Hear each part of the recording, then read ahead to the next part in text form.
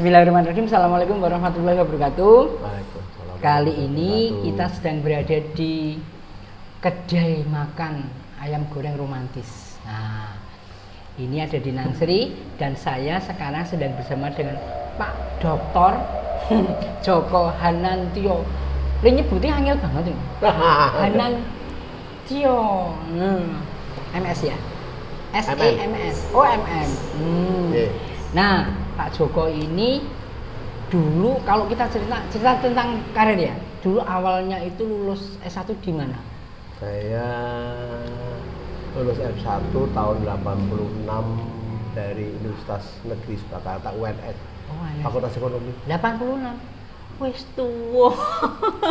Putih kabeh. Wis enggak masalah. Terus S1. Setelah lulus S1 kemudian langsung kerja atau gimana? Per 1 Maret 87 PNS dipekerjakan di STE Pignatelli. Pignatelli tahun? SK-nya per 1 Maret 87. Itu masih S1? Satu. Oh iya, waktu itu jadi dosen memang masih kuliah S1. 87. Terus kemudian, nah S2-nya itu kemudian gimana? S2 di UMS, Universitas Muhammadiyah Surakarta. Ekonomi ya? Selesai di tahun 2001. Oke. Terus kemudian setelah di situ pindahnya? Dipindah di Universitas Surakarta.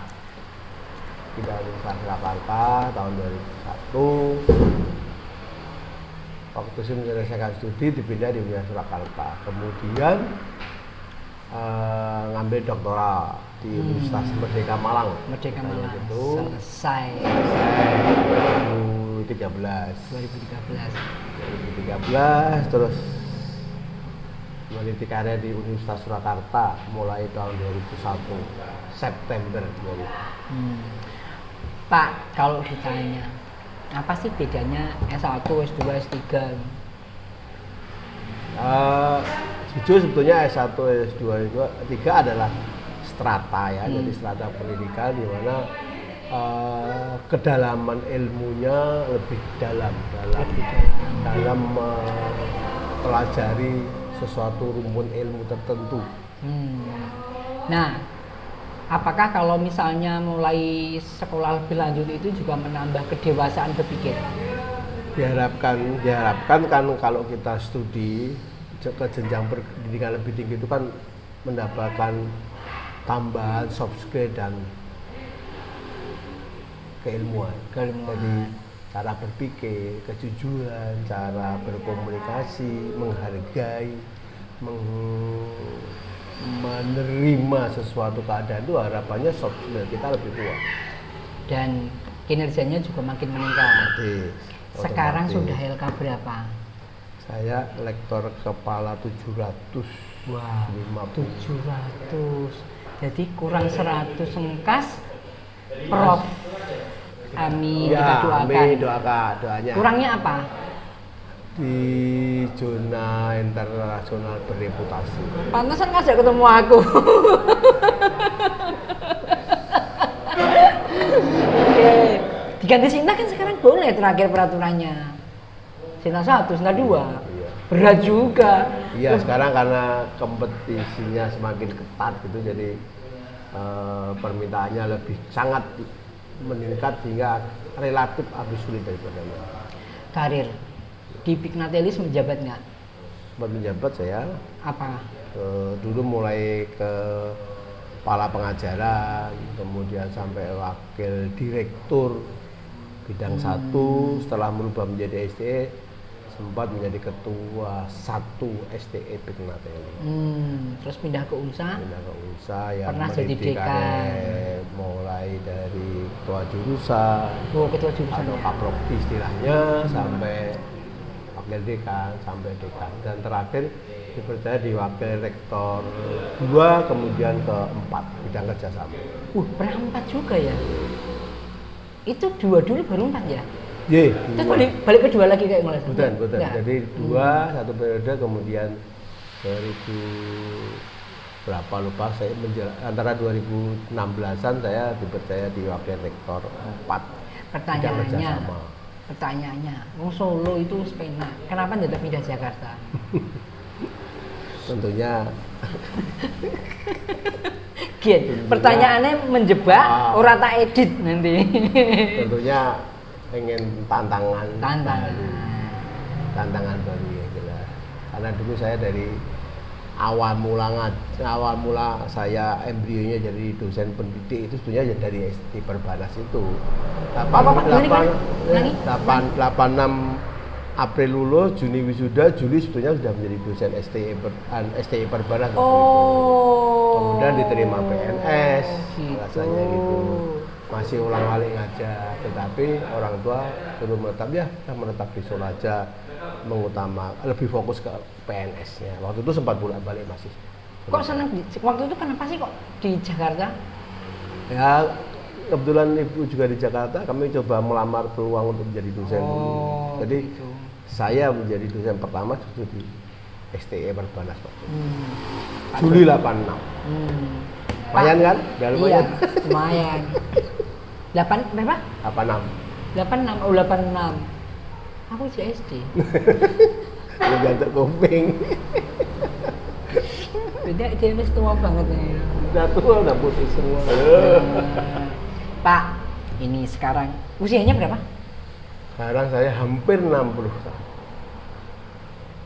Kurang beberapa bulan lagi. Tapi nek iso disusuli 850 ya, bisa diperpanjang. Panjang. Insya Allah bisa. Insya Allah doanya semua. Oke, berarti besok pas pengukuhan kita datang ya. Rajundang kita perlu banyak bersinergi. Oh iya. Lebisku. Bisa. Nah, Pak, ketika makin tinggi jabatannya, sing kroso di dalam perilaku, di dalam pemikiran jenengan apa? Ini tujuannya mungkin yang lihat, oh saya dapat inspirasi nih dan mungkin lebih bermanfaat. Bagus. Oh belum. Yang jelas semakin tinggi pendidikan dan jabatan adalah harus kita semakin dewasa, semakin sabar. Bahwa ternyata bahwa kita adalah makin merasa kekurangan, makin merasa tidak cukup. Karena ilmu itu terus berkembang dan kita tidak akan pernah merasa puas harusnya. Ojo kaya kowe. Lagi lulus S1, S2 kemetake ra umum, iki lho dokter kepala 700. Jadi malah saya goblok lho iki. Jadi ya, semakin kita pendidikan tinggi, jabat makin tinggi harus merasa makin goblok ya. Iya, makin kurang. Makin kurang. Orang kemetek pun mau. Enggak ada yang super, enggak ada yang menguasai. Pasti harus kita sadar diri, oh ternyata kita tuh masih belum seberapa. Bertahun-tahun ngajar, berdekatan dengan mahasiswa, dapat filosofi apa? Filosofinya itu memang jujur mahasiswa ini ada beberapa hal yang menjadi inspirasi kita, bahwa seringkali mahasiswa ini spiritnya yang sangat kuat itu menjadikan mereka sukses. Haus ilmu, haus ketampilan, haus pengetahuan itu yang menjadi mereka terdongkrak gitu. Tapi kalau memang mereka sudah cukup pas sekian, maka akan terbentuk. Jadi memang jangan hanya puas dengan ijazah, tetapi hendaklah kita meningkatkan dengan berbagai macam kemampuan, termasuk sertifikasi yang BNSI ya. BNSP itu yang dikeluarkan itu yang menjadi pendukung luar biasa. Justru sekarang sangat dibutuhkan itu. Ijazah formal, ingat jangan pernah dibanggakan, karena memang kompetisi di dunia kerja semakin berat, semakin ketat. Oleh karena itu tingkatkan kemampuan Anda. Ada poin plus di atas ijazahnya. Kayaknya ada inspirasi yang merasuk ke dalam benaknya. Kayaknya sih Prof. Eko Indrajit sama Prof. Marsudi Kusworo ya. Iya. Apa makna seorang Prof. Eko Indrajit dan Prof. Marsudi Kusworo di dalam hidupnya Pak Joko? Itu jenenge iki to. Mbok nganti kapan Joko terus. Kondo-kondo. Ya, bapak saya inspirator. Teman juga. Jadi saya banyak belajar, saya banyak berguru dari beliau karena supportingnya sangat luar biasa, kedekatannya juga luar biasa. Saya sangat hormat dan terima kasih sekali pada beliau, dua guru besar saya yang memberikan dorongan, yang memberikan saya kesempatan peluang. Ya rasanya kan gimana juga saya tetap terenyuh ya, merasa terbawa ya. Emosi merasa bahwa saya juga sudah diberikan kesempatan untuk bergabung di Perbanas. Nggak pengen pindah ke Solo lagi deket sama keluarga? Enggak lah, sudah sana. Insya Allah saya mengawali karir pendidik di sana, Insya Allah sampai pensiun nanti juga luar biasa. Pengen mengawali dan mengakhiri di Perbanas. Iya. Sampai guru besar, Insya Allah ya. Insya Allah, amin. Saya doakan ya Allah. Ya. Merinding aku. Tapi kalau sekarang dikumpulkan sudah berapa sih sekarang? Kan sudah 750. Tentu sekarang sudah ngumpulin lagi. 820. Ini masih berjuang di jurnal internasional. Aku sudah 1.200, mau tak tambahin? Ini jol. Ini jolan. Udah 50 lebih tapi terkendala di jurnal internasional. Yuk nanti kita bantu lah insya Allah. Aku sukses ini kisahnya. Oke. Ya. Pak Joko, tadi pertanyaan itu saya tegaskan lagi. Benar-benar kan di Jakarta nih, bagaimana dengan mobilitasnya? Solo Jakarta, nggak capek? Enggak sih, jadi kami tetap rumah keluarga di Solo, bekerja di Jakarta. Kebetulan ada gubuk di sana sehingga kami tidak pernah merasa terganggu. Kalaupun ada acara penting baru kita balik. Jadi tidak seperti zaman dulu 86 saya hampir setiap minggu 2 minggu soalnya balik Solo Jakarta. Sekarang tergantung karena situasi aja. Setiap minggu balik masih S1 gajinya jadi sekarang cukup lah, syukuri karena Solo berkah. Syukur, itulah kuncinya kita kaya teman-teman. Jadi bersyukur. Karena dengan itu bersyukur, karena tentunya hati. Nah, bukan nilai rupiahnya, nilai nominal. Hartanya. Oke, Pak Joko. Kemudian kira-kira nih, kalau seandainya ada yang di Solo itu pengen, wes Pak Joko pindah yang Solo wae lah, tak jadi rektor gimana? Enggak, justru sebenarnya saya sudah tidak pengen menjabat, saya pengen jadi dosen dan betul-betul pengen mencapai Solo jenjang jabatan fungsional tertinggi guru besar lah pengen saya. Jadi sekarang itu kalau di dosen arahnya itu guru besar bukan jabat. Iya. Sampai nek pengen jabat itu goblok banget. Udah. Bener ya? Udah. Goblok kowe.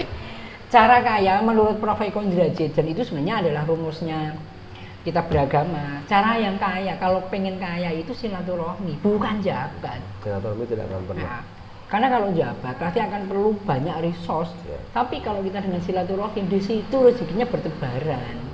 Dan itu kita akan makin kaya. Nah, ini dibuktikan dia udah nggak pengen jabat. Karena jabat itu resource kita terkuras. Iya. Ya. Kadang tengah wengi. Kita pernah ya, sama satu ruangan, ya, lu rasanya ya. Tengah wengi, dilek-dilek rasa turu. Iki arep ngopo? Arep melakukan saiki. Jame jek ya ini urung iso sesuk ketemu setahun. Tapi sekarang mungkin karena sudah eranya olah IT sudah. Ya, masih bisa. Tapi maksud saya gini, nah tengah wengi nek arep rapat kan juga kanca-kanca dijak rapat juga kan kasihan. Jadi enggak aneh. Kan kasihan. Tapi nek dadi wong bebas itu malah penak banget. Tapi Pak Joko, jenengan ngajar juga di S2 ya? Iya. Sempat bimbing yang S3 juga? Belum. Sebenarnya masih proses untuk prodi S3. Nah, kalau bimbing di Perbanas sudah ada S3-nya kan? Sistem informasi toh? Belum. Sistem informasi? Belum. Loh kok salah? Ada beberapa tempat disuruh di sana? Masih S2 MM ya masih. Sistem informasi dulu ya? Apa bedanya bimbing S1 dan S2? Ya Sebetulnya secara prinsip sama saja sih, cuma S2 kebetulan mereka sudah punya basic S1 pengalaman menulis karya ilmiah. Mereka lebih dewasa cara berpikir dan mengatur waktunya relatif lebih lebih enak, lebih tenang, lebih ayem. Mereka punya spirit sendiri daripada saya. Jadi memang ada dua sih kelompok, yang kelas reguler sama yang kelas intensif karyawan ini agak beda juga. Yang satu betul-betul murni, yang satu masih pure dari SMA atau S1, yang ini sudah bekerja. Jadi memang tantangannya ada beda juga, agak berbeda lah. Nah yang satu karena waktu yang terbatas, tetapi mereka justru waktunya semakin diefektifkan, dia bisa mengatur waktu untuk bisa komunikasi gitu. Pandemi. Ya. Bagaimana pandemi kemarin tetap bisa sustain dalam belajar mengajar? Di Institut Perbana kan menerapkan sistem online daring ya. Jadi kami tidak ada kendala, masih itu juga terakhir sudah menggunakan hybrid ya, mix ya, antara tatap muka sebagian sama online. Itu saya pikir tidak ada kendala, semua jalan. Jadi justru mahasiswa yang pengen meningkatkan pendidikannya semakin besar peluangnya untuk meraih gelar pendidikan lebih tinggi, karena mereka tidak perlu tatap muka, bahkan bimbingan, sidang semua dilakukan dengan online. Bisa, sebenarnya peluang itu bagi saya. Tempat favoritnya? Tempat favorit di Jakarta apa di? Nggak tahu. Tempat favoritnya? Tempat favorit kalau saya di Kemuning. Weh. Yang ngadem, saya sama keluarga lebih suka ngadem. Makanan favorit? Makanan favorit pecel. Yang berbau sayuran loh. Saya sukanya sabu-sabu, sayur buah. Buahnya bener-bener buah. Sabu-sabu. Mantap. Satu yang perlu saya sampaikan, bahwa dari pengalaman mendukung Prof. Indrajit tadi, silaturahim menjadi kunci. Jangan pernah merasa keberatan untuk berbagi. Berbagi itu tidak akan menjadikan kita menjadi miskin atau harta kita berkurang, tapi justru semakin kaya. Sedekah. Oke. Iya. Saya itu kemarin melihat talkshow kita waktu di TATV itu ada gambarnya jenengan itu waktu dari Pak Joko ya. Saya pas jadi host waktu itu, kita talkshow-nya sama Prof. Brojo, Bu Rina, Prof. Mustafid. Ada Prof. Mustafid ya. Iya. 3 orang ya narasumbernya ya. Nah, itu masih ingat ya. Berapa itu ya? Ingat tuh. Tahun 2015-an. Iya, 15-an. Itu sebelumnya. Pada saat pencanangan pendidikan pekerti ya. Budi pekerti. Budi pekerti. Okay. Apa makna seorang Prof. Brojo bagi Pak Joko? Jadi Prof. Brojo bagi saya ya sama sih, guru saya, inspirator saya. Prof. Brojo itu banyak menuntun saya untuk selalu meningkatkan karier dalam arti jabatan fungsional dan jabatan struktural. Tempat kami bersilaturahim, berbagi, berdiskusi yang luar biasa lah bagi saya. Memang humanismenya kuat, kebapaan. Jadi saya jadi sedih kalau waktu mau studi S3 gitu, Dek, saya doakan lancar, lulus secepatnya, ilmunya bermanfaat. Amin, Prof. Itu saya juga rekomendasinya salah satunya juga beliau juga saya. Betul. Apa arti UNSA untuk Pak Joko? Makasih. Jadi UNSA tempat saya berinspirasi yang sangat luar biasa, karena waktu itu kami juga menjalin kerjasama dengan berbagai pihak untuk meningkatkan dan memperluas pendidikan. Jadi saya diberi kesempatan betul-betul mengeksplor untuk mengembangkan lembaga, meningkatkan pendidikan penyetaraan dari D3 SMA ke S1 atau D3 ke S1, sangat luar biasa. Jadi bagi saya menjadi tempat dan diberinya kesempatan saya untuk bersinergi, berbagi ilmu dengan berbagai pihak. Luar biasa. Selain KUM 850, obsesi apa lagi yang masih pengen dicapai? Pengen berbisnis sedikit. Lo kan sudah punya wedding organizer, masih enggak? Udah enggak sih. Ada Ada, pokoknya nanti kami tetap pengen bisnis apa? Warung ayam goreng. Udah sini aja franchise. Ada tahunan sama istri, tapi sudah mulai insya Allah mau doanya sudah bisa jalan di Juli. Ya. Juli. Wah. Nanti tak bisi. Nah, dan nanti kita insya Allah datang kita expose. Boleh. Nanti minta bantuannya ya intermedia untuk kami. Kalau terakhir harapannya apa ke depan? Harapannya